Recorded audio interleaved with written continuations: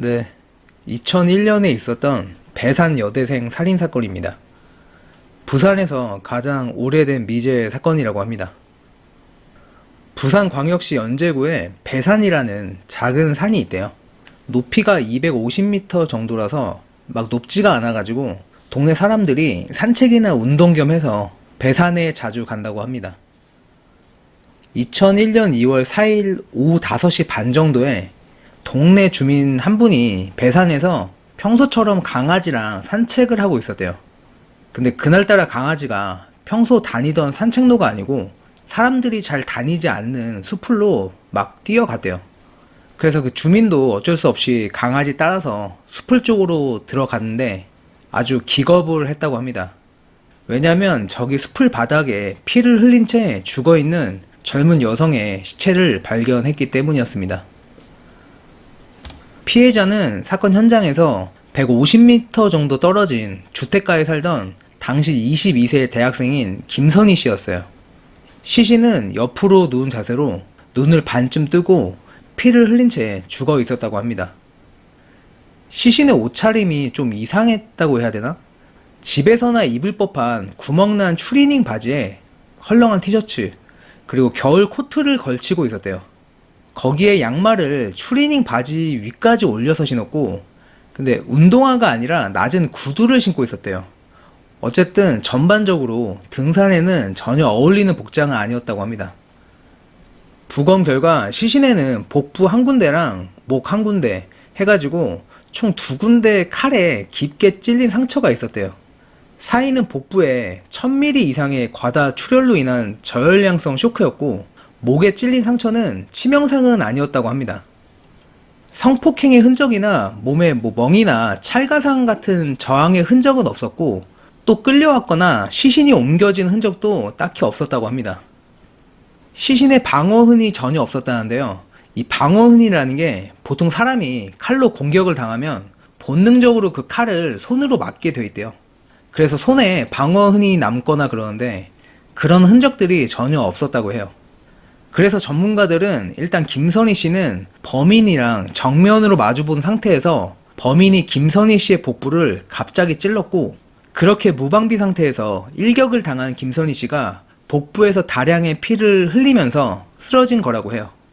그리고 어느 정도 시간이 지나고 심장이 거의 멈춘 상태에서 피해자의 목을 확인 사살차 다시 한번 찌른 걸로 판단한다고 합니다. 경찰은 다음날 대대적인 현장 조사를 했고, 시신 발견 장소에서 7m 정도 떨어진 데서 피가 묻은 과도를 발견해요. 조사 결과 그 피는 김선희 씨의 피로 확인이 됐대요. 근데 과도에서 범인의 지문은 검출이 안 됐다는데요. 이 지문이라는 게 손가락에 생긴 땀이 묻는 건데, 사건이 일어난 때가 2월의 한겨울이었잖아요. 그래서 추운 날씨 때문에 범인 손가락에 땀이 나질 않아서 아마 지문도 생기지 않은 것 같다고 해요.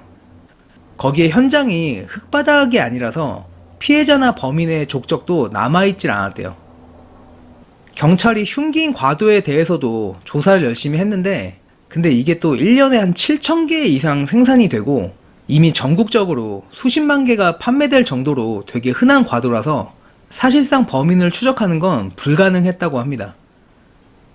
사건 당일에 김선희 씨의 행적을 보면은 일단 당시에 김선희 씨가 아버지랑 어머니 그리고 중학교 2학년인 남동생이랑 같이 살고 있었대요. 그리고 그때가 겨울이라서 집에 난방비를 아끼려고 항상 안방에서 온 가족이 잤다는데요. 근데 그날 아버지는 야간 경비 업무로 안 계시고 사건 전날에는 3명이서 잤다고 합니다. 사건 당일 오전에 어머니는 경주의 용왕제라고 1년에 한 번씩 가족의 안녕을 기원하는 그런 행사가 있나 봐요. 여튼 어머니는 그 용왕제에 가려고 오전 6시 반에 일찍 집을 나섰다고 해요. 그렇게 어머니가 나가고 이제 방에는 김선희 씨랑 중학교 2학년이었던 남동생이 안방에서 자고 있었는데, 남동생이 그 당시에 일요일 오전에 했던 만화 영화를 보려고 일어난 게 대충 8시 정도라는데요. 일어나 보니까 누나가 집에 없었대요. 근데 책상 위에 누나 휴대폰이랑 지갑이 그대로 있어서 누나가 그냥 잠깐 근처에 나갔나 보다 생각을 했다고 합니다. 그러니까 어머니가 경주 용왕제에 가려고 집을 나선 시간이 6시 반이고 남동생이 만화를 보려고 일어난 게 8시니까 김선희 씨는 6시 반에서 8시 사이에 집을 나선 것으로 추정을 하고 있습니다. 당시에 용의 선상에 오른 인물들을 보면 일단 김선희 씨 마지막 행적을 진술했던 남동생도 용의 선상에 올랐었대요. 그래서 집에 혈흔 자국 같은 게 있나 찾아보려고 루미놀 검사도 하고 했는데 뭐 별다른 의심할 만한 게 없어서 금방 배제됐다고 합니다. 그리고 가족들이 가장 의심했던 인물이 한 명 있었는데 김선희 씨의 전 남자친구였어요. 같은 동아리 선후배로 만났다는데요. 김선희 씨가 살해되기 며칠 전에 둘이 헤어졌대요. 근데 그때 전 남친이 김선희 씨한테 보낸 문자가 조금 심상치 않았는데 죽어도 후회하지 않겠냐라는 내용의 문자를 보냈었다고 합니다. 그래서 경찰도 이 전 남친을 가장 유력한 용의자로 보고 철저히 조사를 했는데 전 남친이 김선희 씨가 살해당한 사건 당일에 형 결혼식 준비 때문에 서울에 있었대요. 통신 기록도 다 조사를 했는데 서울에 있던 게 확실히 확인되면서 전 남자친구도 용의 선상에서 배제됐다고 합니다. 또 김선희 씨가 극단적인 선택을 했을 가능성에 대해서도 조사를 해봤는데 근데 보통 칼로 극단적인 선택을 할 때 이 주저흔이라는 게 남는데요. 보통 한 번에 실행을 못하고 말 그대로 주저하게 되면서 그 부근에 여러 상처가 남는 게 주저흔이라고 하는데 근데 김선희 씨한테는 이 주저흔이 없었다고 합니다. 그리고 김선희 씨가 스스로 복부에 칼을 찌르고 엄청난 출혈이 일어난 상태에서 다시 한번 스스로 목을 찌른다는 것도 말이 안 되고 또 7m 정도 떨어진 곳에 칼이 떨어지게 된 것도 설명이 안 돼가지고 이 극단적인 선택을 했을 가능성도 배제가 됩니다. 경찰 조사에 따르면 사건 당일 김선희 씨의 휴대폰에 문자나 전화 기록이 전혀 없었대요.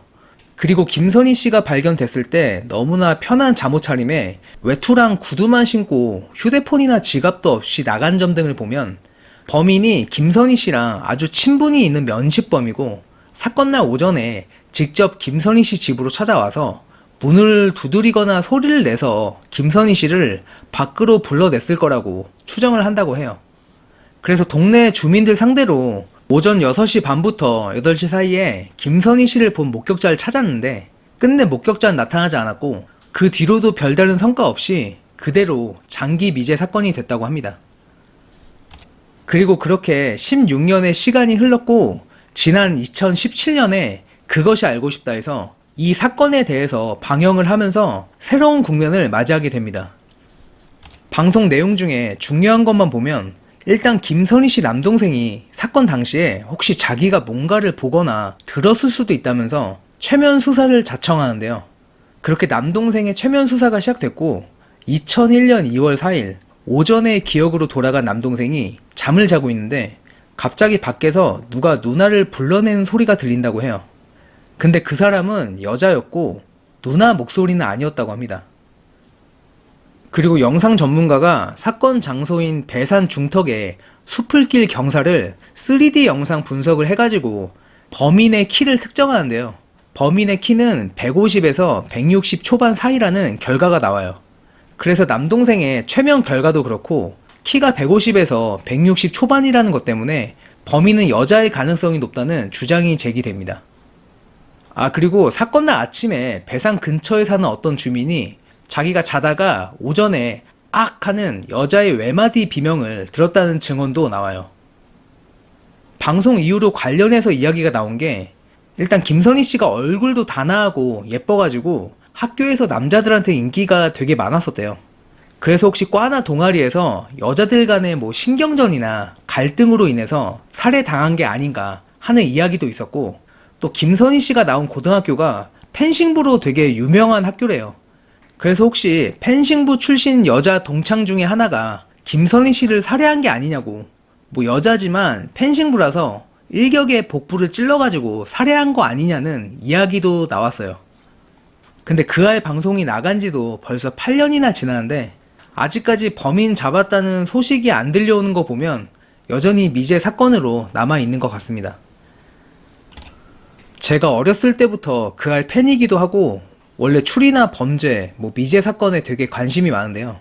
근데 그 중에서도 이 배산 여대생 살인 사건은 특히나 이상한 부분이 많은 사건이 아닌가 해요. 무엇보다 가장 이상한 게 가족이나 친구들 증언에 의하면 김선희 씨가 평소에 되게 조용하고 남한테 절대 원한을 사는 성격이 아니라고 하는데, 근데 대체 22살 이 여대생한테 무슨 원한을 줬다고 목에 뼈가 닿을 정도로 확인 사살을 하면서까지 살해를 한 건지 솔직히 그게 가장 이해가 안 가는 부분이에요. 그리고 사건 당일에 범인이 집에 찾아왔고 김선희 씨가 범인이 불러서 나갔을 거라고 추정을 하잖아요. 근데 일요일 오전에 남의 집에 가서 문을 두드리거나 이름을 부른다는 게 이게 말이 되나요? 어머니나 아버지가 나올 수도 있는 거잖아요. 물론 범인이 전날 김선희 씨한테 뭐 그 시간에는 엄마 아빠가 없을 거라고 얘기를 들었다고 해도 김선희 씨가 집에서 나오다가 남동생이 깰 수도 있잖아요. 그럼 남동생이 누나 어디 가냐고 아침부터 물어볼 수도 있고, 그럼 누가 와서 잠깐 나갔다 오겠다고 하면 바로 걸리는 거잖아요. 근데도 범인이 그런 리스크를 감당하면서까지 오전 일찍 집에 찾아간다는 게 좀 말이 안 되는 것 같습니다. 그리고 흉기가 과도였잖아요. 근데 정황상 범인이 김선희 씨를 반드시 살해하려는 의지가 보였잖아요. 그럼 남자 여자인 걸 떠나서 내가 누군가를 반드시 살해하려고 마음을 먹었는데 겨우 과도를 가져가나요? 하다못해 식칼이나 망치 같은 걸 가져가지 않을까요? 그리고 김선희 씨는 왜 굳이 산 중턱까지 올라갔을까요? 오전이라서 아무리 갈 데가 없다고 해도 그 추운 겨울에 굳이 산 중턱까지 가는 게 좀 이상하지 않나요? 김선희 씨 몸에 다른 상처 같은 게 없는 걸로 봐서는 뭐 억지로 끌려간 건 아닌 것 같은데, 근데 굳이 산 중턱까지 간다? 거기에 산책로도 아니고 잘 다니지 않는 수풀길에 굳이 왜 간 건지 좀 이해가 안 갑니다. 마지막으로 범인은 왜 살해 도구인 과도를 그대로 현장에 버리고 간 건지 그것도 좀 이해가 안 가요. 추운 날씨라서 지문이 안 묻는 걸 범인이 알았을 리는 없고, 근데 만약 알았다고 해도 그 칼에 자기의 어떤 흔적이 남았을지도 모르는데 그 칼을 버리고 간다는 게 너무 비상식적인 것 같습니다. 그 아래서 이 사건을 처음 접했을 때 제 나름대로 범인을 추정해 봤었거든요. 근데 진짜 죄송한데 전 그분을 솔직히 좀 의심했었어요. 물론 지금은 아닙니다. 지금은 아닌데, 근데 그때는 진짜 죄송하지만 정말 더러운 상상을 좀 했었습니다. 애초에 김선희 씨 옷차림이 집에서 입던 구멍난 추리닝 바지에 거기에 양말에 낮은 구두를 신었잖아요. 뭔가 어울리지도 않고 전혀 꾸미지 않는 패션이어가지고 아마 이성이 아닌 동성이거나 어쨌든 편한 지인을 만났을 거라고 다들 생각을 하는데, 근데 말했다시피 범인이 일요일 오전부터 김선희 씨를 살해하려고 그 집까지 찾아간다는 게 제가 보기엔 그건 말이 안 되고, 그래서 제 생각에는 누가 찾아온 게 아니고 혹시 김선희 씨가 급하게 집을 나와야 돼서 그냥 닥치는 대로 아무거나 입고 집을 뛰쳐나온 게 아닐까 하는 생각이 들었어요. 그래서 휴대폰이랑 지갑 챙기는 것도 깜빡했던 거예요. 그리고 그게 맞다면 김선희 씨는 뭐 때문에 집에서 뛰쳐나와야 했을까를 생각해보면 당시 집에 유일하게 같이 있었던 남동생 때문이 아니었을까 해요. 네, 다시 말씀드리지만 그냥 제 더러운 상상입니다. 당시에 김선희 씨가 단아하고 예뻤다고 했잖아요. 그리고 남동생은 중학교 2학년이었는데 이 중학교 2학년이면 남자로서는 2차 성징이 나타나고 한참 성의 눈을 뜰 때거든요. 근데 그날따라 집에 엄마 아빠도 없었고, 그래서 막 이성의 눈을 뜬 남동생이 딱 잠에서 깼는데 옆에서 자고 있는 키 148에 아마도 자기보다 체구가 작은 누나를 순간 이성으로 보고 못된 짓을 좀 했던 게 아닐까 싶어요. 그리고 김선희 씨는 남동생의 그런 돌발 행동에 너무 놀라서 집에서 바로 뛰쳐나온 거죠. 그렇게 김선희 씨가 옷을 아무렇게나 대충 입고 집에서 허겁지겁 도망 나왔는데, 그때 아차 싶었던 남동생이 누나가 나중에 엄마 아빠한테 얘기하면 안 되잖아요. 그래서 어떻게 해야 되지 하고 생각을 하면서 아마 누나의 뒤를 쫓아서 나간 게 아닌가 싶어요. 근데 그냥 나간 게 아니고 이 사실을 절대 들키면 안 된다는 생각에 자기도 모르게 집에 있던 과도를 들고 나간 겁니다. 그렇게 김선희 씨는 계속 쫓아오는 동생을 피해서 결국 배산으로 올라갔고, 그런데도 계속 쫓아오는 동생을 어떻게든 따돌리려고 산책로가 아닌 숲을 속으로 도망을 가게 됩니다. 근데 숲을까지 동생이 쫓아오니까 김선희 씨도 이제 숨도 차고 더 도망갈 데가 없잖아요.